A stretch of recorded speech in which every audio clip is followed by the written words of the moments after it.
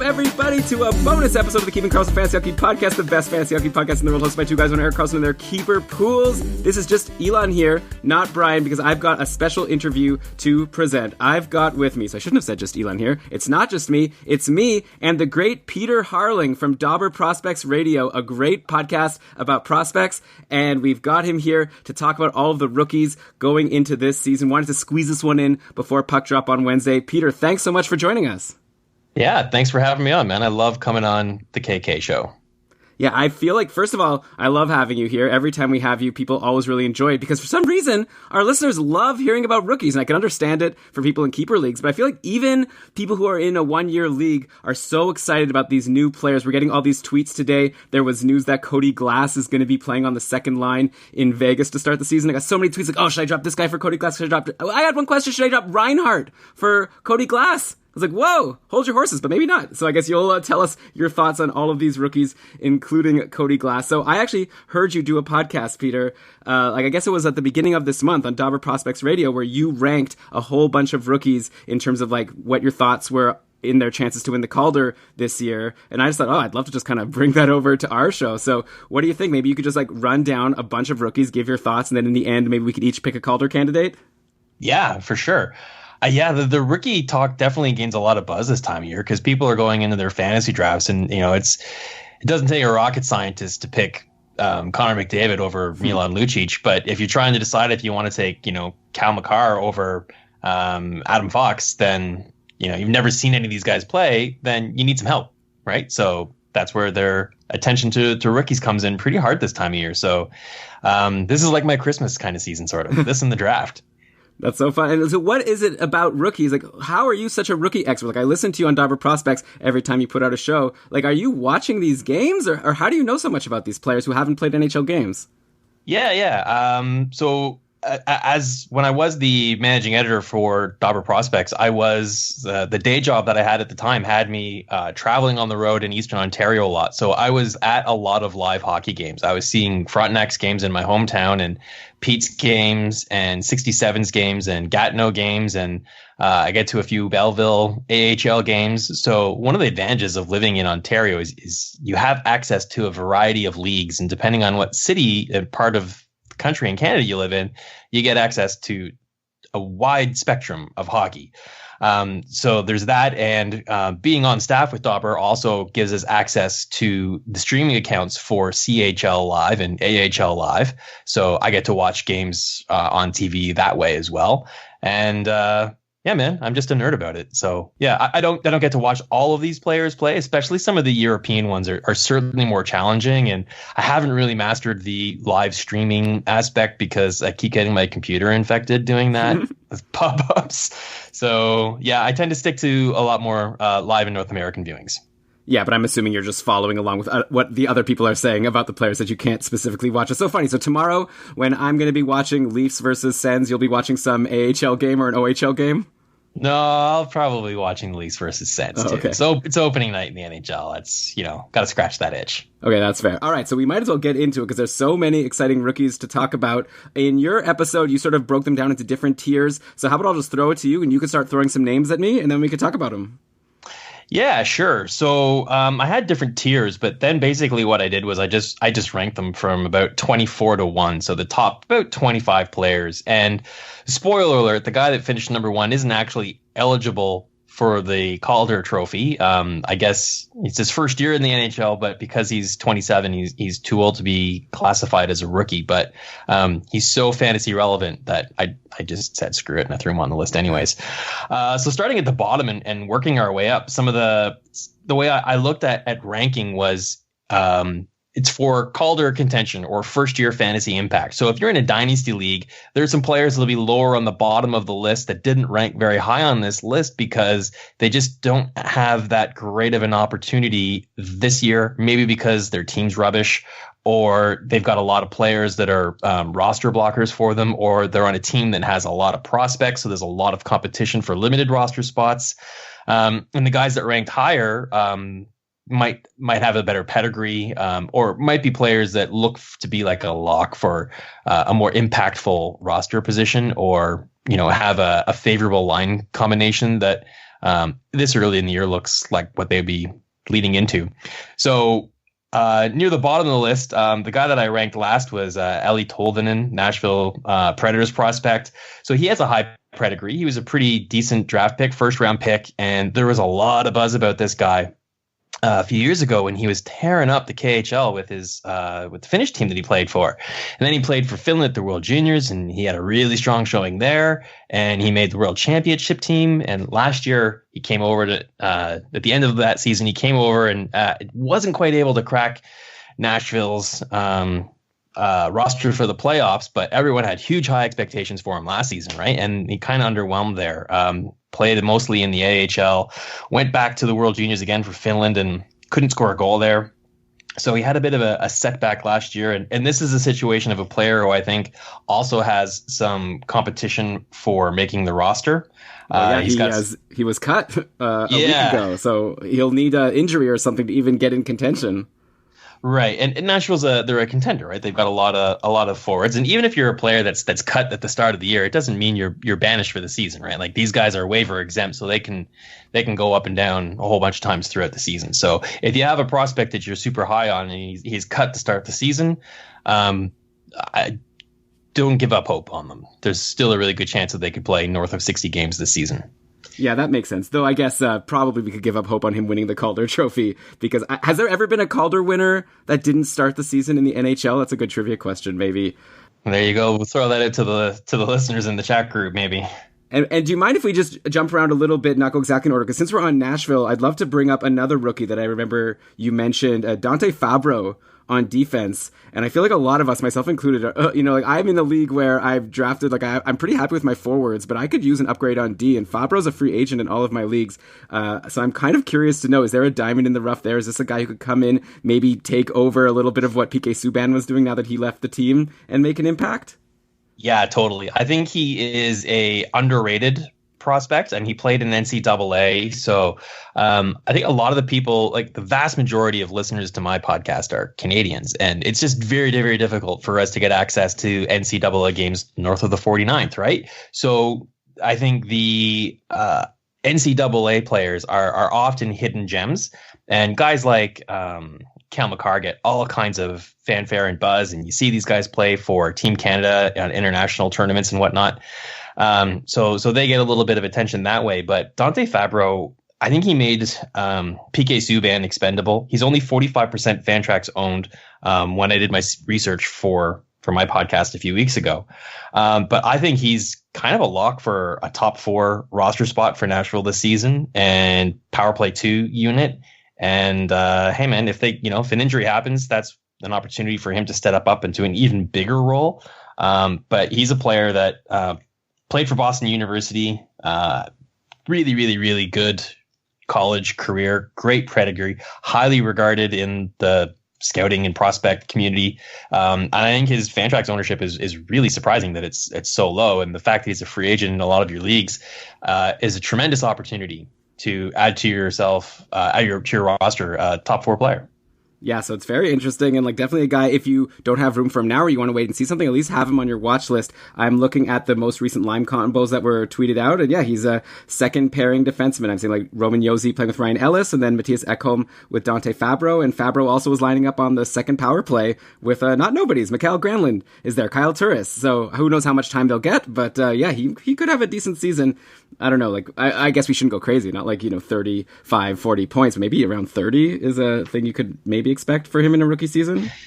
Yeah, I did a point projection average for all these players too, combining what the Dobber Prospects report had for them and my favorite print magazine, The Forecaster, had for them, and then I had my own forecast for them, and I averaged it out, and the average for Fabro was 27 points. So yeah, you're right on the money there. 30 points is not out of the realm of possibility for him as a rookie defenseman, which is kind of great.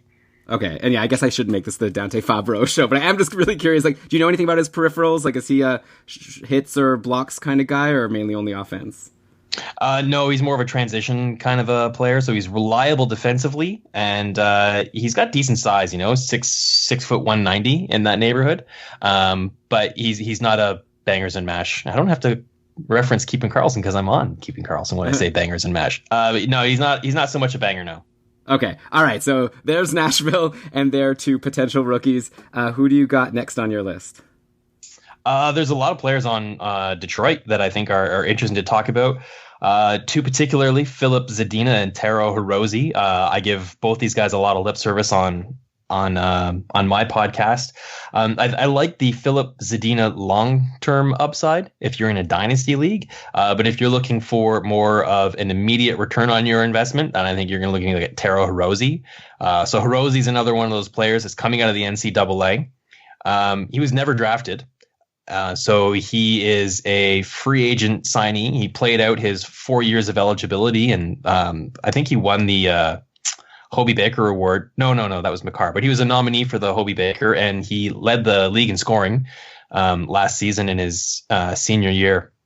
He has the potential to be the highest scoring undrafted American college free agent signee in NHL history. I think Tyler Bozak has that title right now. I think he's the best NCAA free agent, not counting guys that were drafted and played out their eligibility and then signed as free agents after that. So he was never drafted, and I think Tyler Bozak is the best player of that example, but he's probably going to have the opportunity to surpass Tyler Bozak's status in fantasy hockey. He played, I think, his 10 games and had 7 points at the end of last season, which is a pretty good first impression. I wouldn't count on that point pace carrying through his first full season as a rookie in the NHL, but he's certainly looking like a player that has the opportunity to be a top 6 option for Detroit this year. Yeah, and hey, don't sleep on this Taro Hirose, because right now, so maybe you'll do your spiel, and then I'll look at some latest line combos that I'm seeing, because that's kind of where my head's at right now going into the season. It's so exciting to actually see practice lines being tweeted out that actually matter. These are the practice lines for game 1, not for random exhibition games. But yet, they're actually, I was surprised when I saw Detroit. So get Taro Hirose, third line, so nothing too special, but with Andreas Athanasiou, so it's kind of a weird setup. Maybe I would even call that the second line. Athanasiou, Glendening, Hirose, and then Ernie, Nielsen, and Phil Pula is another line, and then obviously Larkin, Mantha, Tyler Bertuzzi. But then the big shocker to me was power play 1 at the last practice.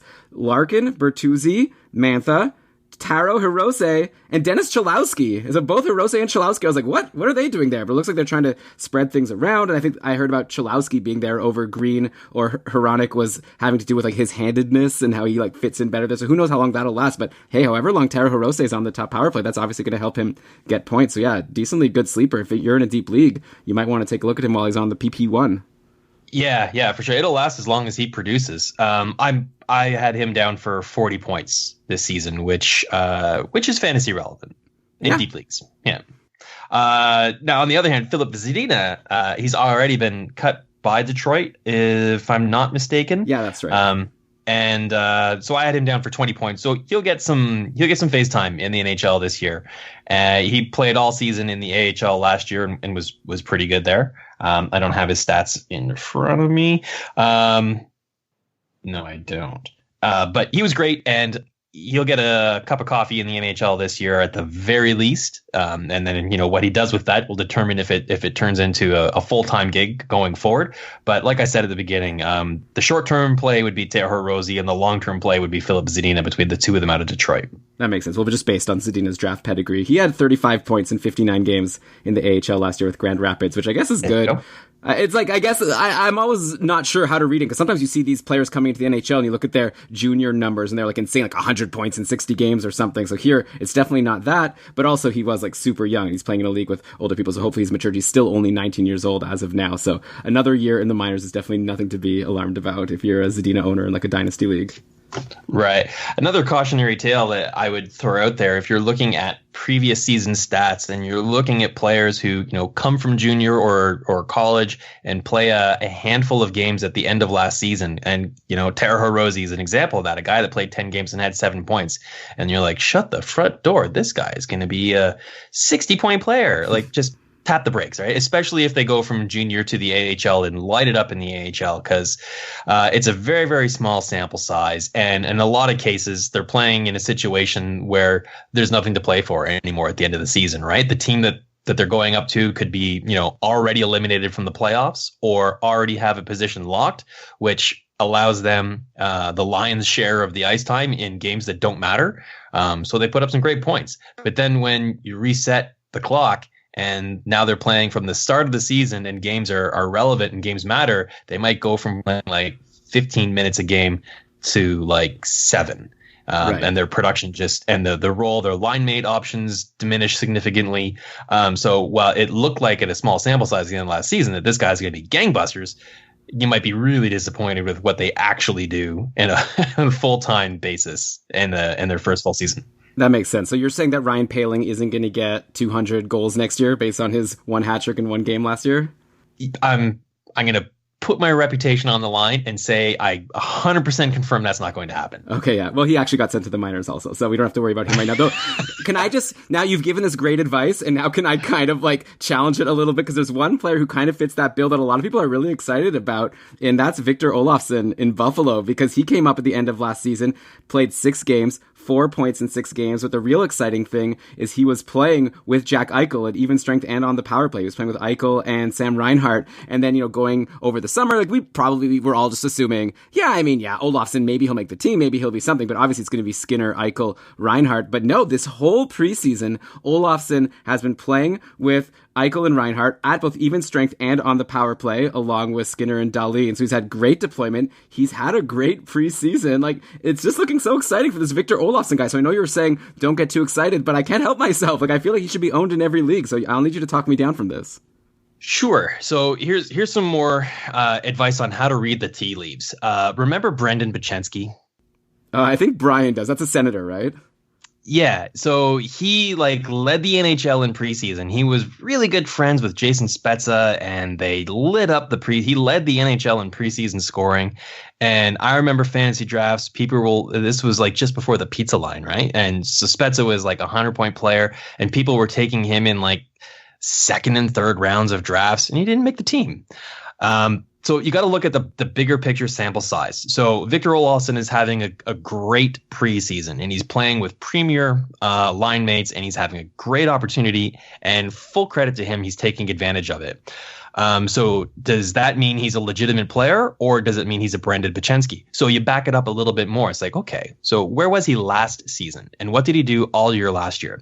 So for the most part last season, he played in the AHL, and I don't have his stats in front of me, but I can assure you that he did very, very well, enough to catch my attention because I picked him up in my Dobber Prospects Fantasy Hockey League and added him as a free agent, and it looks like that's going to pay off for me. So if you're just looking at the preseason stats, you're doing yourself a disservice. You got to look at the bigger picture. What's his trajectory? Where's he come from? Is this sustainable? Is this like a flash in the pan, or is this he's been trending this way for a while now, and he's about to break out? So for Victor Olofsson, I'd say it's more the latter than he's a Brendan Bachensky. So I think your enthusiasm in him is not misplaced.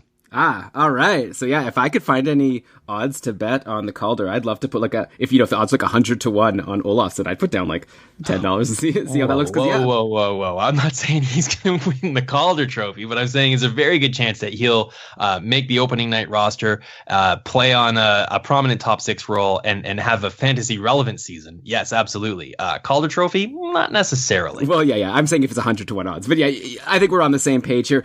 I say grab him, hold him as long as he's with Eichel and Reinhart on the top line and top power play. By the way, 63 points in 66 games last year for Olofsson with Rochester. So that makes Philip Zadina's numbers look like absolute garbage. So get out of here. Even though also Olofsson's fired. Olofsson's older. He's 24 compared to Zadina being 19. So maybe you could give him a pass there. Okay, so that's definitely a guy to watch. Who do you got next on your list?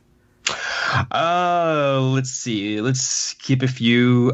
2 players that here we go. Owen Tippett and you already mentioned Ryan Poehling. So these are some players that I think are kind of interesting. I had them both projected for about 26 points. So making the team potentially. You already said that Poehling hasn't, but I'm pretty sure that he'll get some ice time with the Habs in the NHL this season. Owen Tippett is a really interesting player too. He's a guy that when I was watching him in the OHL, I was loving him. So I'm not sure how familiar you are with him as a player, but he's kind of big. He's got an amazing release on his shot. He's just a pure sniper, and the kid's got wheels. Like, he is super fast. So what are like two of the hottest commodities in the NHL right now? It's your sniping ability and your speed, right? Those translate well into the NHL. So I was like pretty hyper about this player, and I was ranking him very high.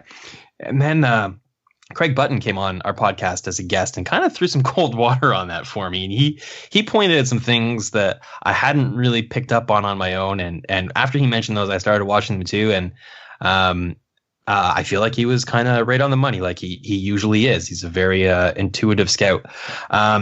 When he doesn't have the puck, he's not impacting the game at all. So that's a bit of a problem.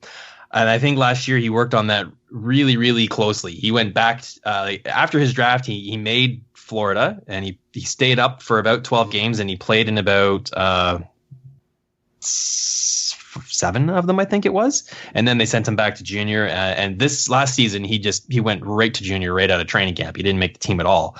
And he played the full season in the OHL. He got traded to Saginaw and really rounded out his game quite nicely, actually.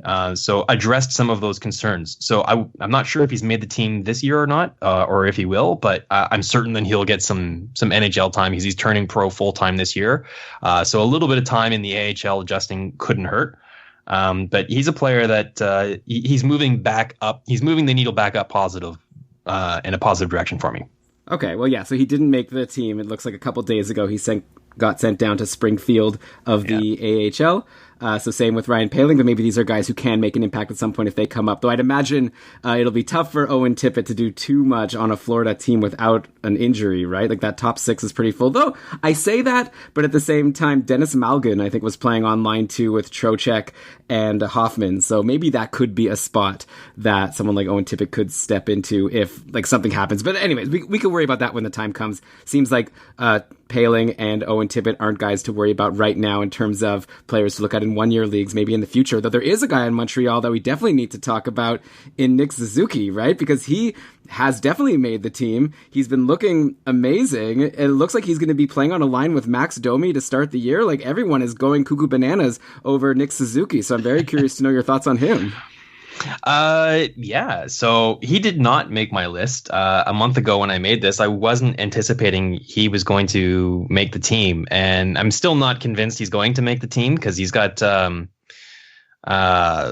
oh wait, maybe I'm thinking of his brother that's minor eligible. Anyways, I was watching some highlights of preseason games, and he stood out a couple of times. So he's not looking at a place at the NHL. He scored the game-winning goal. I think it was in overtime, a real nifty wraparound that looked really great. Yeah, Montreal, I'm not really sure where he's going to fit in on their depth chart.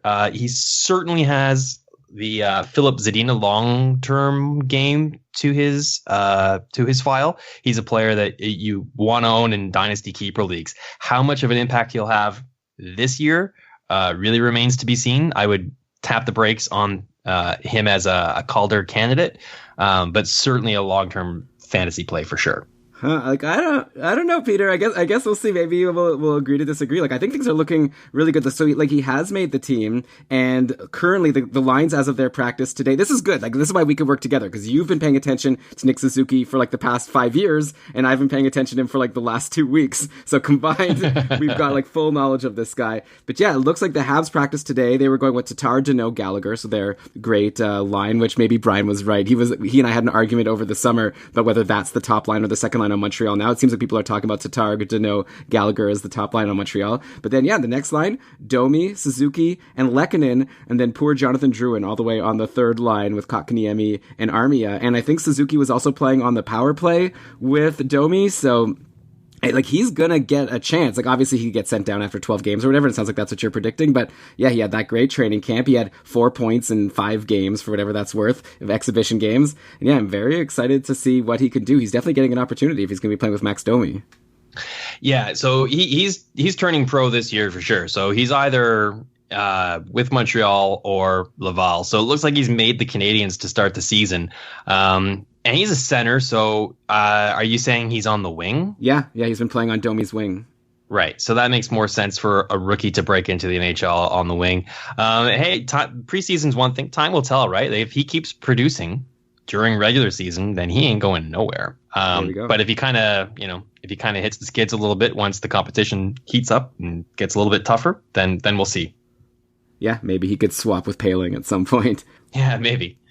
There's a bunch of players on Montreal too that are, or sorry, not Montreal, Ottawa, that are interesting to talk about. They've got a super deep prospect pool.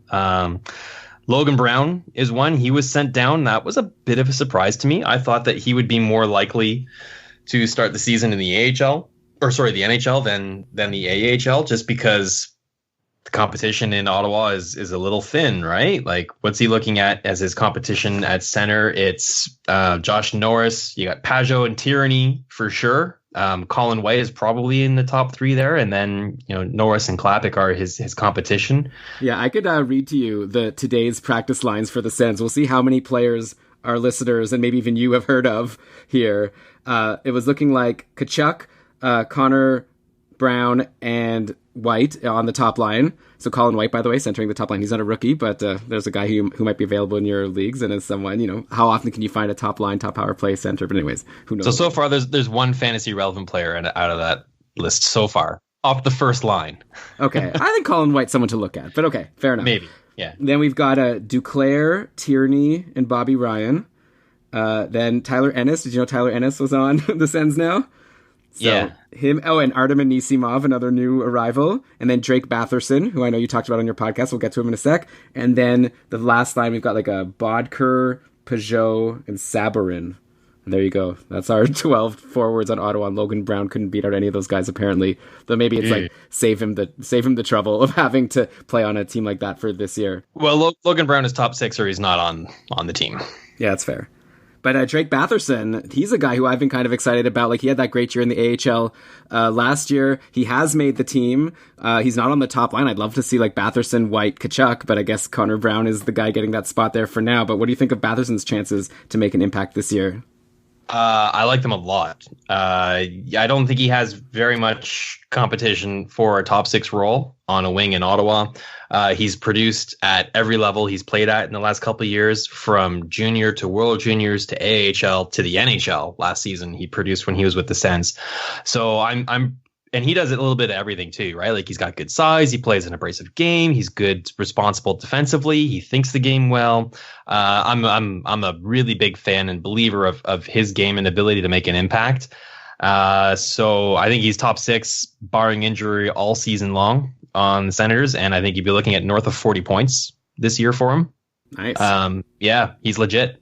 Okay, so people keep that in mind. Add him to your watch list along with Dante Fabros. Guys, if they weren't drafted, at least keep him close by in case he starts doing something. And then also on the Sens, I'm assuming you want to talk about Eric Brandstrom over on defense, the guy who came back from Vegas for the Mark Stone trade. Yeah, he's only 75% Fantrax owned, and he's a modern day NHL defenseman. He transitions offense very well, skates the puck with authority. He's very creative playmaker, dynamite on the power play. He's got really great stick handling abilities. I mean, I put him. He's only 75% owned, but I put him right up in the same kind of tier as Cale Makar and Quinn Hughes. Oh wow! Yeah. Like in terms of long-term potential, or even like Yes. what you think he could do this year? No, long-term potential, because he's playing for the Senators. So if your league has plus minus, then stay away. Especially if it's a 1-year league. But if you're in a dynasty league, yeah, he's got the upside of a Hughes or Makar for sure. Wow. Okay. So keep your eye on him. He made the team. He's going to be looking like, at least as of today's practice lines, I'm referring to a tweet by Brent Wallace, Brandstrom and Hainsey on the second pairing behind Shabbat and Zaitsev. So. Yeah. I mean, what else is his competition? Wolanin, DeMello, Borowiecki, Hainsey. Like, yeah. why wouldn't you play him top 4 minutes? Yeah, for sure. So yeah, he'll be a fun guy to watch. That's the thing with the Sens. They might not be great this year, but it'll be fun to see how some of these young players do. Hopefully they won't spend too much time showing us Tyler Ennis and Artem Anisimov and Chris Tierney and Bobby Ryan and guys like that. I want to see the young players if they're going to lose anyways. Okay, ready to get to your next player? Sure. Let's stick on D and let's talk a little Adam Fox. Okay. Originally drafted by Calgary out of the NCAA, tore up the college level. Calgary got wind that he wasn't reporting, so he was involved in the Hamilton trade that sent his rights to Carolina. And Carolina took a chance that they'd be able to convince him to play there. They were unsuccessful, and he played out his entire college career and signed as a free agent this past summer with The Rangers? New York Rangers, yeah. And in fact, I think Carolina might have traded his rights and the Rangers signed him, actually. Either way, he's a Ranger. And I think he doesn't have the same kind of fantasy upside as Makar, Hughes, and Brandstrom, but he's not far below. He is at like the top of the next tier for those guys. More fantasy relevant than Dante Fabro. Kind of right in between there. And he's got a really good opportunity in New York right now too. So he's a player that I think you might want to either add him as a player or sign him as a free agent or put him on your watch list.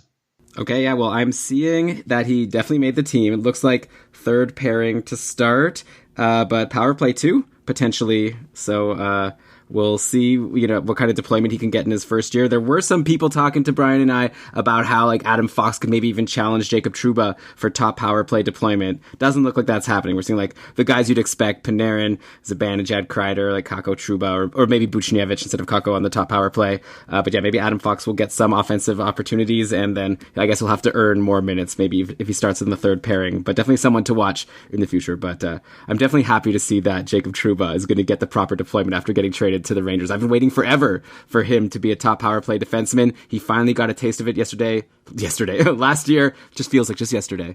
Last year on Winnipeg, and now I'm really excited to see what he can do a full year with Panarin and company on the top power play. But we were talking about Adam Fox, but there's so many other rookies on the Rangers. I guess we've got Kravtsov, who got sent to the minors, but I know that you talked about him, and he's a guy that a lot of people are excited about, if not this year, then in the future. And then, of course, Kaapo Kakko. So would that be okay to like go right to the top of your list since we're on the Rangers anyways and talk about a really high pedigree prospect in Kakko? Yeah, man, for sure. I'm kind of really surprised that Kravtsov didn't make the Rangers. I had him in a third line role behind Kakko, maybe second line role, projecting 32 points for him. Kakko, I've got him in the 50-point neighborhood, kind of projection range. Everybody should be pretty well versed with him. He went second overall, and he was contention for first overall. So obviously he's a very legit, very legit prospect with a pretty strong pedigree, and he should be considered a lock for a Calder candidate. Yeah, for sure. Like, there's not much we could say about Kaapo Kakko that hasn't already been said. I guess one interesting thing on the Rangers is, right, like, we already knew for a while now that their plan is to roll Buchnevich on the top line with Zibanejad and Panarin, and then Kakko and Kreider, and we thought maybe they'd be centered by Philip Hedl, but Hedl actually got sent down to the minors yesterday. So it's looking like Ryan Strome is going to be the second line center on the New York Rangers to start the season. So there's a guy that I guess you could add to your watch list, though. I mean, I don't know. It's been so long. Like, there was a time when everyone was excited about Ryan Strome. Now I'm not so sure. By the way, I will clarify, it was Kakko on the top power play, Buchnevich on the second power play as of their latest line combinations, though. Yeah, Buchnevich on the top line at even strength. Well, there you go. Yeah. So, it's very, like, it's not as exciting for Kakko. Like, when he first got drafted, people were thinking, and then when the Rangers, signed Panarin, it was like, oh my God, what if Kakko plays on the top line with Zibanejad and Panarin? It looks like that won't happen, at least to start the year. But hey, top power play, and all it takes is for Buchnevich to get in the doghouse again, like he does every year. Next thing you know, Kakko's top line. So if anything, maybe you could trade for him if he has a slow start, and then things could get better as the season goes on. Rookies tend to start a little bit hotter and then kind of cool off as the season goes on. So who knows, right? But he played against men in pro hockey last year and did not look out of place at all, which had a lot to do with garnering him first overall contention in consideration for the draft. And then at the draft in Vancouver, a lot of the people who I interviewed talked about who would you draft first in the fantasy league, Hughes or Kakko. And while everyone kind of agreed that Hughes was the long-term better player, that in an immediate first season that a lot of people think Kakko might be able to outperform Jack Hughes in their rookie seasons. Yeah, like that's what, we were saying too. I think that I projected in our almanac that we did over the summer, which thanks very much for mentioning it on your podcast. That was really nice of you. But yeah, like I think Brian and I both projected Kakko ahead of Hughes, but we've sort of changed our minds with these preseason line combinations, which is maybe too knee-jerk, but kind of hard to argue with wanting the guy playing with Gusev over the guy playing with Ryan Strome. So that's why maybe I'm liking Hughes a little better right now, but I wouldn't forget about Kakko for sure, even if he's not going to be on the top line to start the season. All right, so I guess we could go down the list now a little bit from Kakko. Yeah, so let's drop down. There's two players on the Ducks that I think are worth talking about: Maxime Comtois and Sam Steele. And I don't think he qualifies as a rookie because he played too many games. But Troy Terry is another prospect player who will be playing full time that you want to keep your eye on. Mm-hmm. And I wouldn't rule out Max Jones from Anaheim as well. Anaheim's kind of in a retooling stage. They're going to be shifting towards some youth. So this is a good opportunity to pick up some of those guys and try and hit pay dirt with them.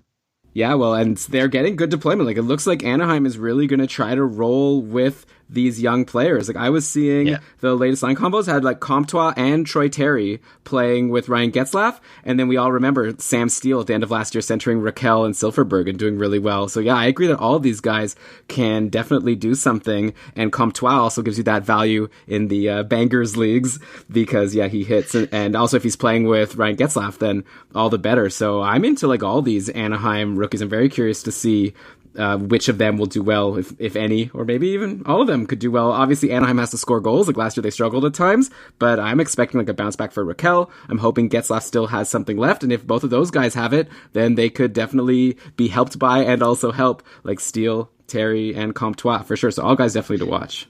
Yeah, Steele and Terry would be at the top of my list, and then probably Comtois. My red flag with him is last year with the Ducks, he had like 2 goals and 5 assists. But then at the World Juniors, his goal production was 5 goals and 1 assist in 6 games. So he's more of a goal scorer than an assist player. And what concerns me about that is, while he's got great skills and hands, if he doesn't have the vision to create plays as well, then that might hinder his opportunities at the NHL level. Right, yeah. Well, I mean, if he's playing with Ryan Getzlaf, then hopefully he could learn a lesson or two of how to create some offense. But yeah, we'll have to wait and see. By the way, his picture on Dauber's Frozen Tools, it's he's got a really awkward mustache going. He needs to either grow that out or shave it, I think. This is like one of the worst player pictures I've seen in a while. Just my opinion. I don't know what the young kids are, styling their stashes up like nowadays. Maybe this is the style, but is it a Dirty Sanchez? Yeah, it is. It's like, what are you doing, Max Comtois? Okay, I didn't know that. That's interesting. All right. So that's Anaheim. By the way, I'll just throw it out there. Gibson. I don't know. I guess I shouldn't get into other fantasy. I'm so excited to talk about so much fantasy news. I guess we'll get to the rest on Sunday. Yeah, Gibson might play. So, I don't know. Some people I saw were rushing to grab Ryan Miller because Gibson might be injured, but then I'm seeing Gibson was skating yesterday, so whatever. Okay, so we're done with Anaheim for now. Where do you want to go next?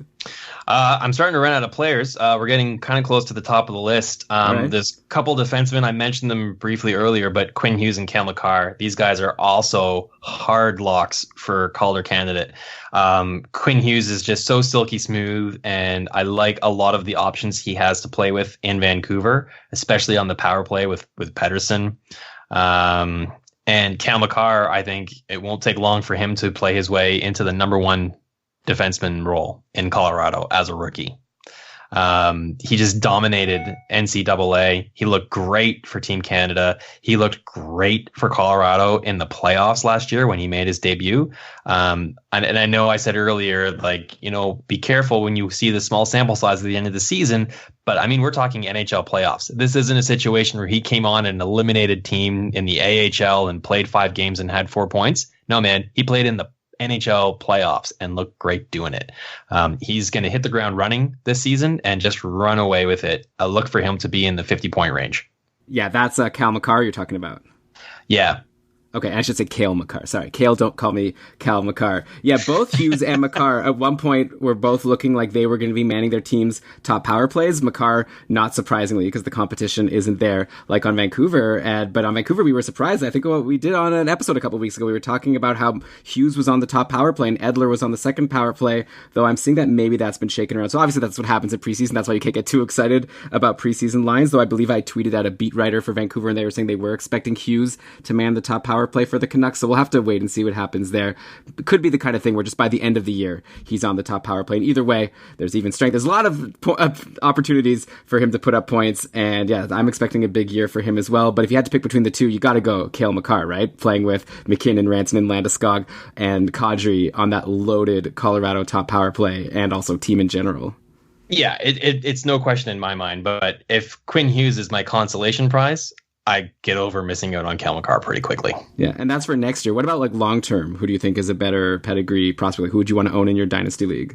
I think it's a coin toss, really. Oh, wow. Okay. Yeah, I'm pretty high on both of them. Colorado's going to be an interesting team this year. I know he's not a rookie, but like Sam Girard and O'Brien had nothing but great things to say about Girard for next season. And so if he could also hit and like, take advantage of an increased opportunity, like they could actually be a pretty decent team defensively. Don't forget they still have Eric Johnson, and their offense, they really, fleshed it out by adding Kadri and Burakovsky and Donskoy, and we'll see what Tyson Jost could do. So this Colorado team, and then, if Grubauer could keep up what he was doing at the end of last year in the playoffs, I really like this team. I think they're going to make the playoffs again, and who knows what could happen from there. Yeah, the wild card for me is where are they in net with Francoeur and Grubauer in between the pipes as their go-to options there. But keeping the puck out of the net might not be their forte, but Colorado will not have a hard time filling the other team's goal, and Cale Makar will have a lot to do with that. Yeah, for sure. And I guess, yeah, the goaltending's so interesting, right? Because Grubauer, like, I feel like a lot of people are super high on him now because we remember the last thing we saw of him was in the playoffs and the end of last season just dominating. But you do have to remember, like, we're getting questions, should I draft, like, I don't know, like Gibson or Grubauer or something like that? And it's kind of like, well, Grubauer's never played a full season as a starter. So, like, the upside's clearly there, but there's also some downside. Like, what if he can't cut it playing a full season as a starting goalie? So you'll have to wait and see. I feel like he's like a bit of a high risk, high reward guy. I've got him in one league, but I didn't draft him in the Cupful, the league where I care the most about. So for that one, I let someone else get Grubauer, and I got Carey Price, who I'm hoping can continue his bounce back that he started last year. But okay, we're supposed to be talking about rookies. Sorry for, again, very excited. Where do you want to go next? We still have a few names that I'm excited to talk about. Sure.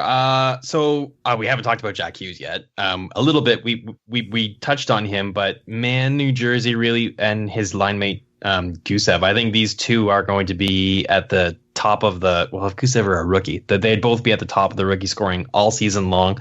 I saw a little bit of chemistry from these guys in a preseason clip that I saw come across my feed on Twitter. It was like a little give and go. Hey, how are you now? There's a goal.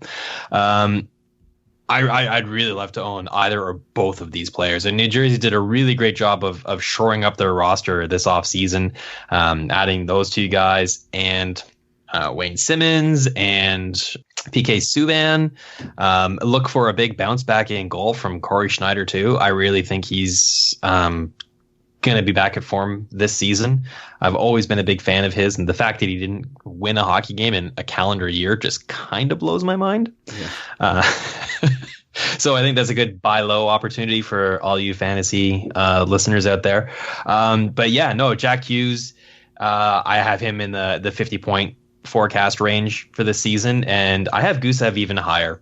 I have him north of 60 points for this season as a first year. I think he's got the ability to impact the NHL in a very similar fashion that Panarin has since he came over from Russia too. Yeah, we talked about him on the podcast a lot, obviously. I don't even think Gusev is a sleeper anymore with how much everyone's been pumping him up. But yeah, he led the KHL in scoring last year. He did better in the KHL than someone like Dadonov ever did. And we've seen Dadonov come in and get like 70 plus points. Like, I feel like if I'm going to compare KHL production, I'm looking at more like a Panarin, or a Radulov when I'm looking at Gusev. So yeah, very exciting. And looking at the line combos that we've had going, that's looking like we're going with into the season. By the way, I'm getting these line combos from a lot of different people. I'm actually following a new Twitter account that we're very close friends with, the person who made. Okay, I'll just. I made this Twitter account and I've been like using it to retweet line combos at Game Day Lines. This is a project I decided to do. My wife's out of town. Actually, she's on vacation traveling with her family, so I've had some free time. So I made a Twitter account at Game Day Lines where I just followed all the beat writers that I like, and then like during the day while I'm at work, whenever I have a free second, I just browse all their tweets, and if I see any tweet with like line combinations, like practice lines or game day lines,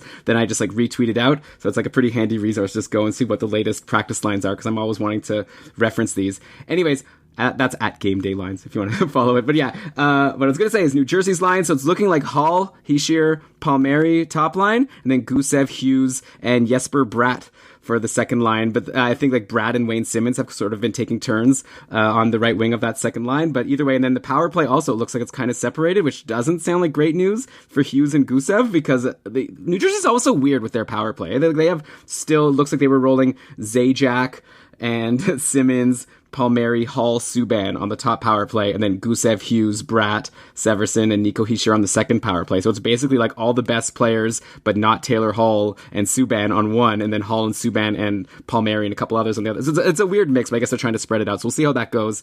All that to say, I don't even know. I'm with you. I love Hughes and Gusev. I think they're both going to have great years. I think Hischier's going to have a great year. Palmieri, I'm really into the Devils as well. How about Devils, Avalanche, Stanley Cup Finals? I feel like that's not totally out of the question. That would be a fun finals to look at in a few months from now.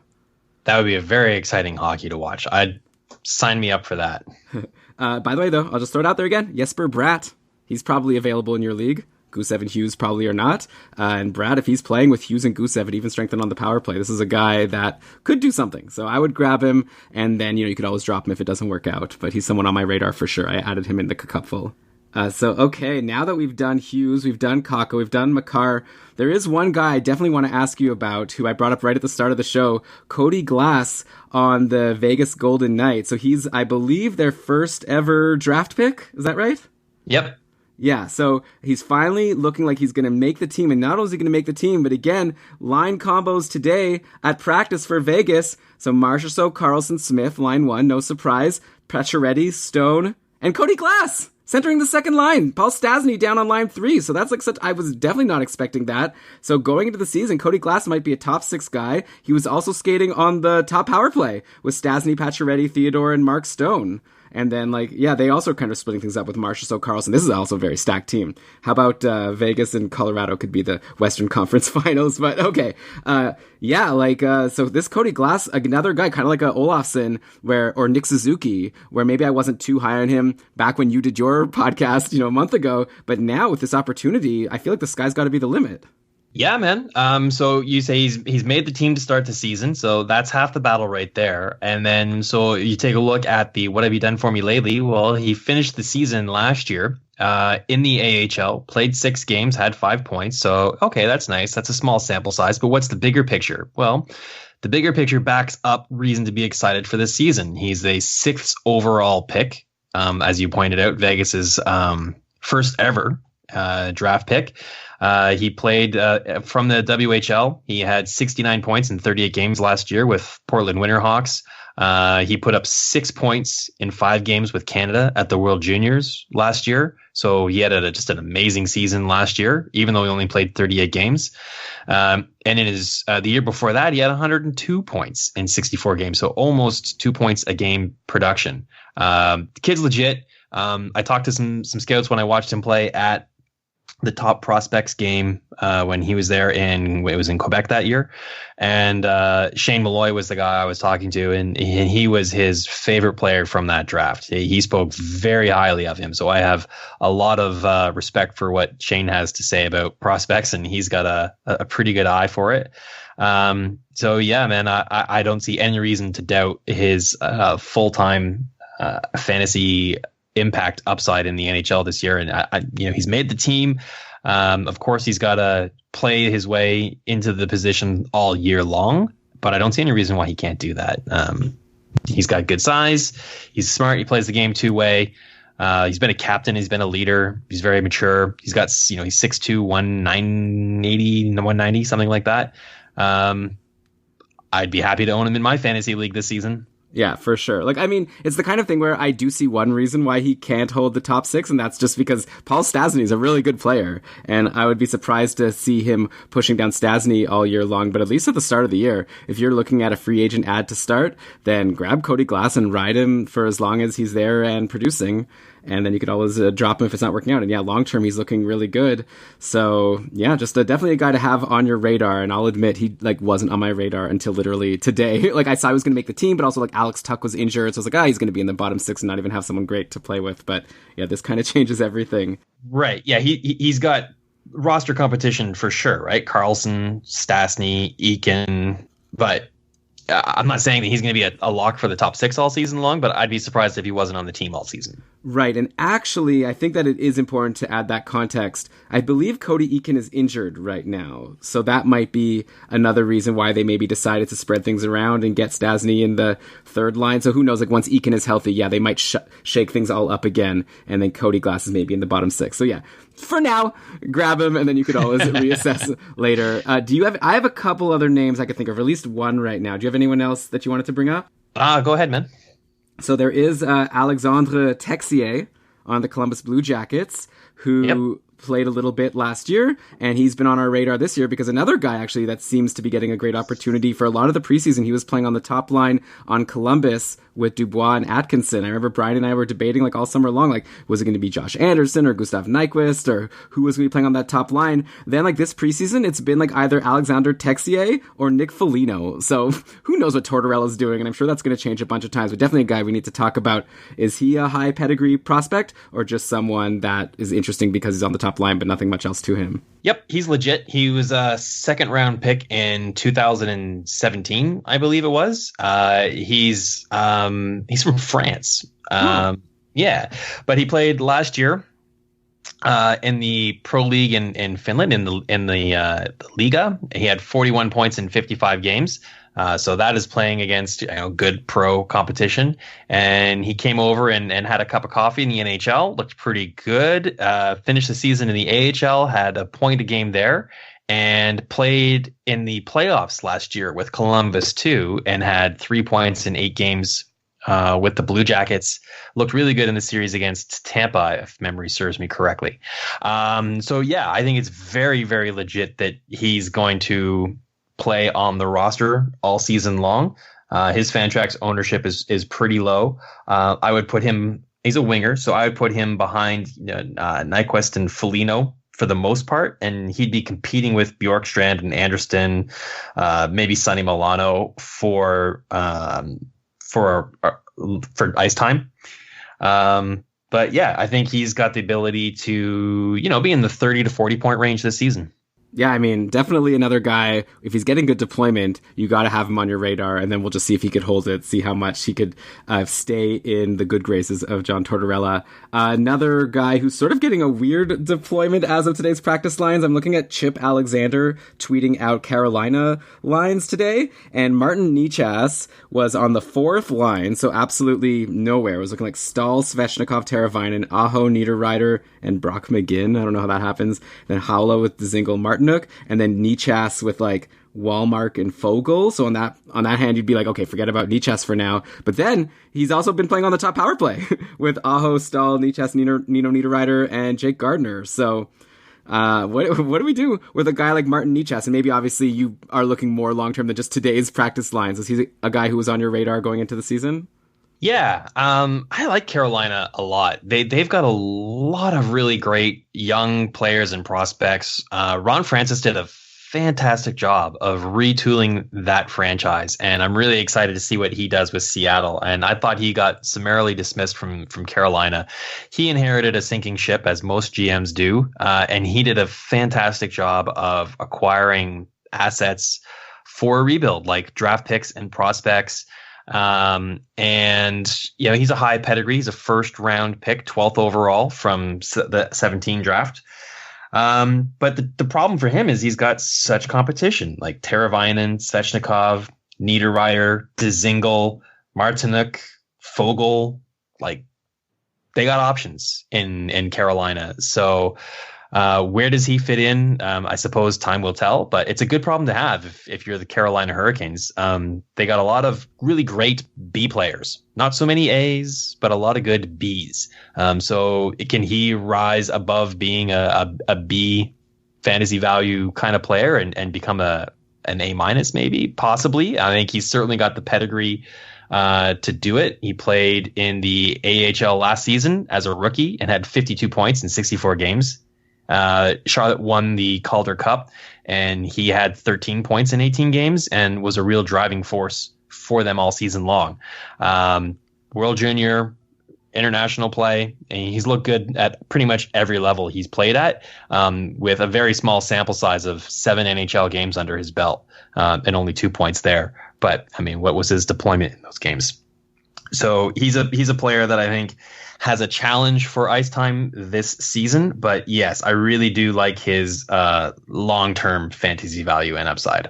All right, so definitely we need to keep our eye on Nichas. That's an exciting crop of rookies. I've still got, okay, this is what I've got for you, and then I'll definitely let you go. But I've got 2 more forwards I could think of that I want to get your thoughts on that have made their teams, and then 3 goalies that maybe we could quickly get your thoughts on. So for the forwards, one guy who I didn't even think he was a rookie, but I'm looking at Fantrax now, and he is regarded as one. So I guess I definitely want to talk about Alexander Nylander on Chicago, who got traded in the offseason for Yoki Haru, and I guess it was like a reclamation project because Nylander had a lot of trouble making the Sabres lineup, and obviously he's going to be getting a great opportunity. Another guy that's been skating on the top line. What's with these coaches? Is this like a new trend that coaches are going to put their rookies on top lines to really let them shine? Because as of the latest Chicago Blackhawks practice, we had Taves, Kane, Nylander.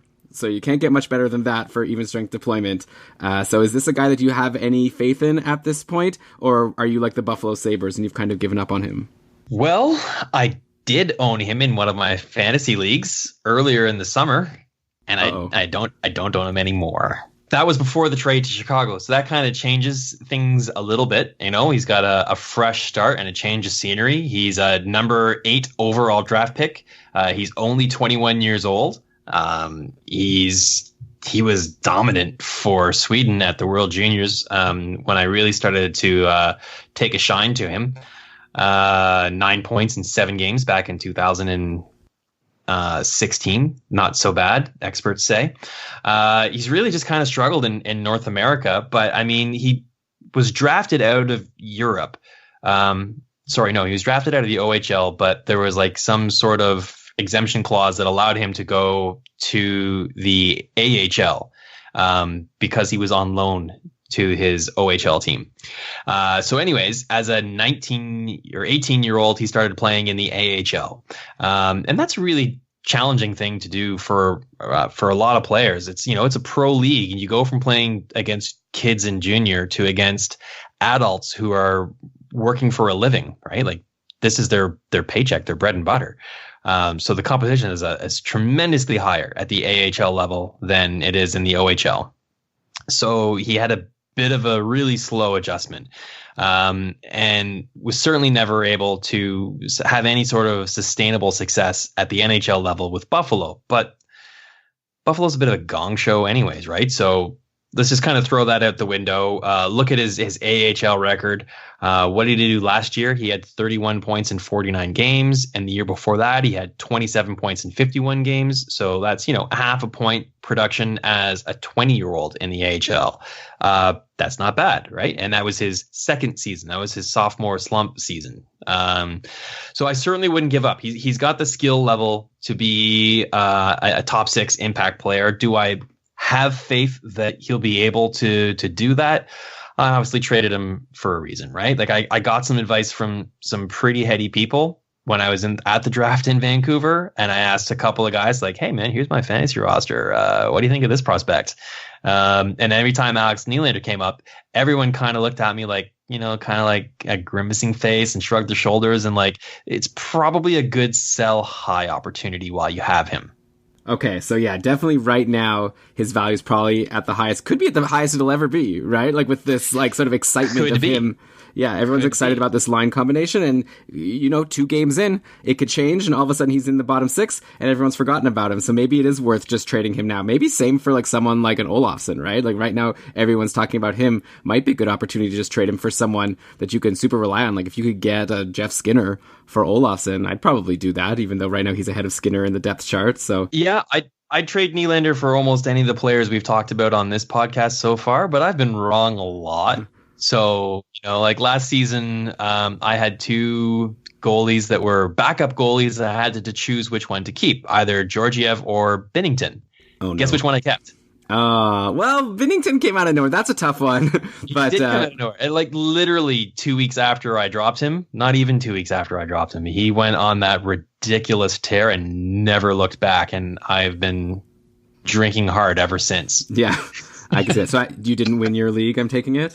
No, that didn't help. Okay, well this year you'll get it this year. Okay, but speaking of goalies, let's just round out the show with 3 rookie goalies here. So we were already on New Jersey. You just lauded Corey Schneider and said how you think he's gonna have a big bounce back. So I guess that wouldn't be great news for Mackenzie Blackwood getting a lot of games. But if he does play, this New Jersey team is looking pretty good, and Blackwood had a really good run last year.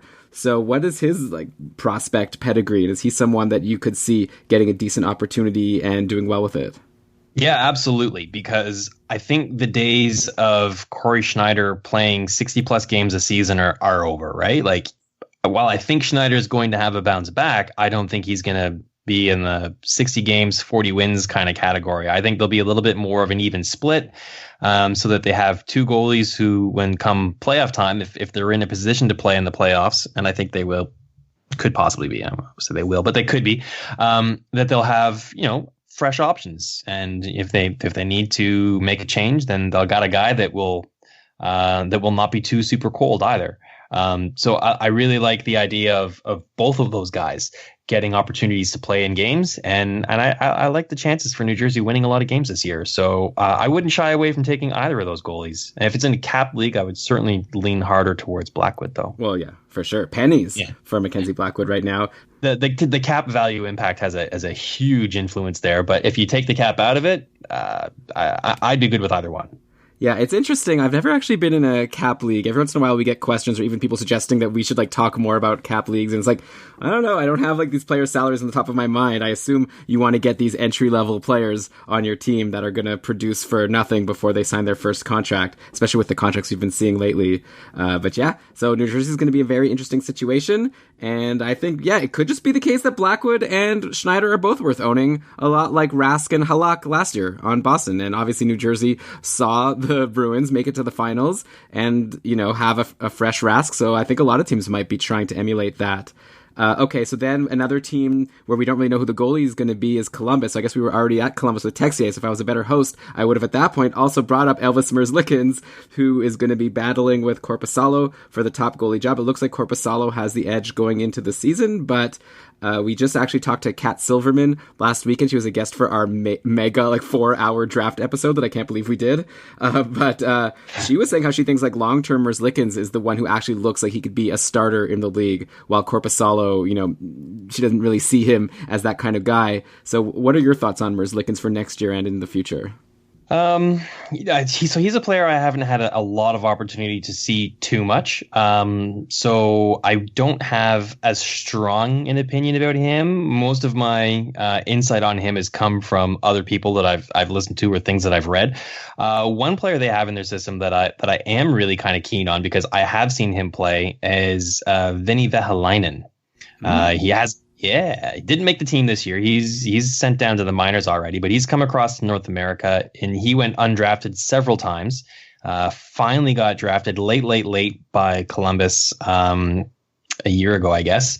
And I got really excited about him as a goalie watching him play in the World Juniors. He was just dominant at times. And I talked to some guys who watch a lot of games in Finland.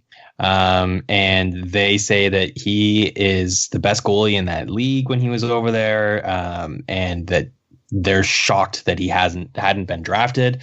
I even spoke to a couple of scouts when I saw them at the draft or prospect games or other games, and I asked a couple of guys about him, and they said, "Yeah, man, we like him. We think he's a great player." And I was like, "Well, how come you haven't drafted him?" They're like, "Well, goalies." I was like, "Yes, I understand." So I'm not saying that he's necessarily the better, the secret long-term upside, but he's a player that I think is certainly someone who you might want to put on a watch list and just kind of see how he does in his first season in North America. And given that the current goaltending situation, it's not like he's buried behind any kind of legacy goaltender in Columbus either. So there's a chance that he might be able to kind of come out of nowhere in a year or two and take that job away. Okay, yeah, that's definitely a good point. So say that name again, because I don't know if everyone knows it. Veni Vehalainen. Veni Vehalainen. Okay, so maybe a name for the future, like you said. I'm certainly pronouncing it wrong. Pronouncing it wrong. Yeah. Okay, well, I think at least Elvis Merzlikins we're getting right. I don't know how you could say that differently. And he's a guy I'm watching. I guess, in my opinion, Columbus, it's totally up in the air, even more so than New Jersey. I feel like it could definitely go either way, depending who plays better. That's the goalie that Tortorella's probably going to roll with. And then, yeah, the last one to bring up is Thatcher Demko over on Vancouver. So finally, it's been a couple years of us wondering if maybe Demko would get a shot. Now, finally, he is going to make the team, but he's still, of course, behind Markstrom, who had a great year last year as the starter on not a great team. And now Vancouver might be a better team, so that could be good for Thatcher Demko, or it could be the situation where the Canucks are really going to push to finally make the playoffs, which means they're going to ride Markstrom, who's their established goalie, as opposed to maybe giving Demko a huge chance to shine. So hard to say, but I know long-term we're expecting Demko to be the goalie of the future. What are your thoughts on what he's done so far in his junior career before he finally goes into the NHL? Yeah, so, goalies are voodoo, and I'm not super great at predicting them, but I've really liked the viewings I've had of Thatcher Demko, and all of the stats and scouting reports and conversations I had with other people all really support and reinforce that he is a legit top-tier goalie prospect, and he is a probable future number one goalie in the NHL. Is that going to happen this year? Probably not. And I also don't have a lot of confidence that Vancouver is going to be a very good team this year. I mean, they're young and they've got some really great fantasy relevant and exciting players to watch, but are they going to win a lot of games? I don't necessarily think so. And I think they're going to give up a lot of shots on goal if you look at their blue line. So not sure if that's a situation that you want to expose your goalie to 60 games worth. And you've got Markstrom, who's an established number one goalie. He's got the contract that justifies and promotes him playing the lion's shares of the game. So I'd look at Demko as this is his season to get exposure to the NHL. Dip his toe in the pool, get a sense for the league, start working on his little black book of shooter tendencies around the league, and then maybe in about a year or two, really deploy him in a full-time basis. He also has some competition coming from below in Michael DiPietro. I really like Michael DiPietro. I've seen a lot more of him play, and while he's an undersized goalie, he's got that working against him. I just think that the kid is so mentally stable and able to absorb bad goals in bad games. And that's like 99% of being a successful goalie is being able to, hey, we lost that game. No big deal. We'll win the next one. Or, that goal shouldn't have gone in. The next one won't, right? Like Patrick Roy had that. Martin Brodeur had that. And I see it in DiPietro. So he's got some pressure coming from behind, which will be good, right? Like a lot of goalies, when they don't have anyone coming up from behind, kind of get a little bit complacent. Yes, in their position, and then all of a sudden, a trade happens, and they're like, "Oh, snap! Put my game face on." Right? Yeah, that makes sense. And also, Markstrom is a free agent after this year, so I guess if Demko does really well and DiPietro has a good year in the minors, maybe then the Canucks don't have to shell out big money to try to keep Markstrom. So yeah, it'll be an interesting season for the goalies for the Canucks, for sure. I feel like that vibe you're talking about a goalie being able to bounce back after a bad game, I saw that from Binnington last year in the playoffs. I feel like every time he had a bad game, he bounced back the next one. When you thought, I wonder if maybe they'll give Jake Allen the chance, but it was like, no, definitely don't. Binnington is the one who's going to bounce back. Here's one more goalie for you that you didn't mention. And he's a long shot for sure, but I think he's got a really good opportunity and upside is Alex Nedeljkovic, Carolina Hurricanes prospect. He's about 40% owned. He played last season in the AHL with Charlotte, played 51 games, won 34 of them, won a championship with them. And, if you look up the roster at what the Carolina Hurricanes have in goal right now, is there, a legacy goalie playing for Carolina? As much as I like Peter Mrazek, I don't think he fits that description. So Alex Nedeljkovic is a player who I think could, in not the too distant future, find himself playing in the NHL on a full-time basis.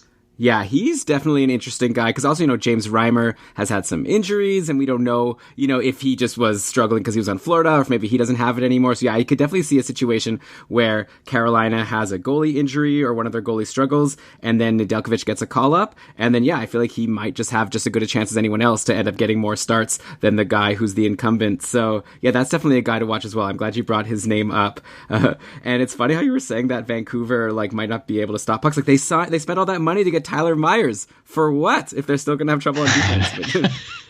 Yeah. But just because they spent a lot of money on a defenseman. Yeah. Doesn't mean it was a good move, of course. Yeah, Vancouver, just look at Louis Eriksson for if they spend, or Brandon Sutter for looking at how their track record is for spending money. A weird team. Vancouver had this surprising news. They waived Baertschi and Nikolai Goldobin yesterday. Right. Two guys who I thought were locks to make the team. But not Eriksson. Not Eriksson, yeah. So I mean, Vancouver is this paradox. They make some really great moves. They've drafted phenomenally, and yet they keep making other decisions that leave you scratching your head. I don't know what to make of that team. Yeah. All I know is that I'm taking a look at Michael Furland in all of my leagues because it's looking like he's going to be playing on the top line with Betterson. That's what I call them. Besser and Pettersson. I call them Betterson. And they might be playing with Michael Furland on the top line to start the year. So he's a guy to watch. All right. So I feel like we've done a pretty good job. I think we've talked about every single relevant rookie that's going to make the league, and even some that haven't made the league. If we missed one, I guess tweeted us at Keeping Karlsson and at Farling, I believe. And that's your Twitter, right? Farling? Yeah, PHARLING or DPR_show for the Dobber Prospects show Twitter handle. Okay, yeah, so I must follow, by the way, especially if you're interested in prospects. And yeah, tweeted us if it turns out that you think we missed anyone. But I think we got them. And now, I guess before we close out the show, who's your pick? Who's going to win the Calder this year if you had to pick someone? Jack Hughes. Okay, I was going to be basic and say Jack Hughes. Maybe I should say Victor Olofsson just to have fun, but no, I won't go there. Let's just go Jack Hughes, yeah. Because like you say, if Gusev is going to be as amazing as we're expecting, obviously having exposure to him all year is going to be really nice. I don't know which other of these rookies is as guaranteed to be playing with a great player. I guess Kapokako is the other obvious one, and then Cale Makar. But yeah, I'll go Hughes as well. So we're kind of boring here. I'll wait for Brian to be on a show with me so I can argue with him about something. Sounds good. Okay, well, thanks so much, Peter, for coming on the show. Again, that's Dobber Prospects Radio. You got to subscribe to Peter's podcast, and he talks about prospects all year long. And follow him on Twitter at Farling or at DPR_show. And thanks again for coming on, and thanks for everyone listening to this episode. Next time I talk to you, it's going to be with Brian, and we're going to be recapping the first few games of the actual NHL regular season. I'm so excited. I already have 1 million injuries to talk about, so hopefully the whole episode won't just be about talking about injuries. It's been a sad end to the preseason in that regard, but yeah, I'm really excited. If you want to subscribe to the show, make sure you're locked in and get every episode of Keeping Karlsson. We're going to try our best to help you win your league. So thanks again, Peter. Thanks again, listeners, and talk to you soon.